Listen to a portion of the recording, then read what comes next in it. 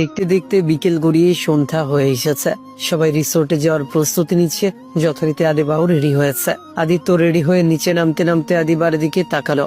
আদিবা হালকা গোলাপি শাড়ির সাথে সাদা ফুল হাতা ব্লাউজ পরেছে। কোমর ছাড়িয়ে পরা খোলা চুলে গুছিয়ে সাদা রজনীমালা, কানে দুল গোলাপি চুড়ি আর ঘন কাজলে সাজিয়ে চোখ দুটি সব মিলিয়ে অপসরে লাগছে তাকে, যেন সদ্য ফুটে ওঠা বনফুল যার উপর থেকে চোখ ফিরিয়ে নেওয়া কষ্টকর।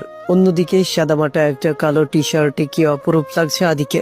যদিও সাজগোজের বাহার নেই, কিন্তু তার নজর কাড়া হাসি, পরিপাটি পোশাক, গোছানো চুল তার ব্যক্তিত্ব প্রকাশ করে চলেছে। বাসার সবার দৃষ্টি এখন তার দিকেই।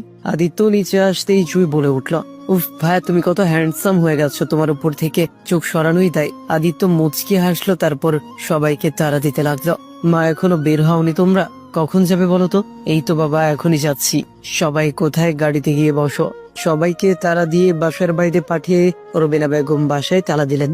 বাসার বড়রা একসাথে গাড়িতে যাবে আর ছোটরা একসাথে। আদিত্য বড়দের গাড়িতে তুলে দিয়ে পাঠিয়ে দিল।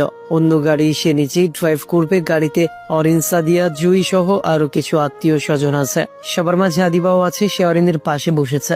সব ঠিকঠাকই ছিল, কিন্তু আদি গাড়িতে উঠেই হুট করে রেগে গেল। হন্তদন্ত হয়ে গাড়ি থেকে নেমে আদিবার পাশের দরজা সজোরে খুলে দিল।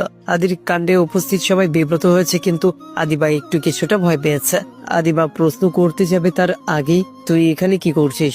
আদিবার দিকে তাকিয়ে কর্কশ কণ্ঠে প্রশ্নটা করেছে আদিত্য। আমি মানেটা তো আমিও জানতে চাচ্ছি। তুই কোথায় যাচ্ছিস? আদির প্রশ্নে অবাক হলো আদিবা, কিন্তু কিছু বলতে পারল না। আদিবার অবস্থা দেখে অরিন বলল, ছোটরা সবাই একসাথে যাব, তাই আদিবাও আমাদের সাথে এসেছে। অরিন একটা কথা শুনে, আদিবা যদি তোর সাথে যায় তাহলে আমি যাব না। তুই এইসব কি বলছিস ভাইয়া? সোজা কথা আমি সোজা ভাবেই বলি। ড্রাইভার ডেকে দিচ্ছি, তোরা চলে যা। ভাইয়া, তাই কখনো হয় নাকি? তুই না গেলে? বলেই আদিবার দিকে তাকালো সবাই। আদিবা বুঝতে পারলো তার এখান থেকে চলে যাওয়া উচিত, তাই প্রতিবাদ জানালো না, নেমে দাঁড়ালো। আদিও কিছু বলল না, গাড়ি স্টার্ট দিয়ে বেরিয়ে গেল। আদির এমন অদ্ভুত আচরণে আদিবা কষ্ট পেয়েছে নাকি অবাক হয়েছে সে বোঝার চেষ্টা করছিল।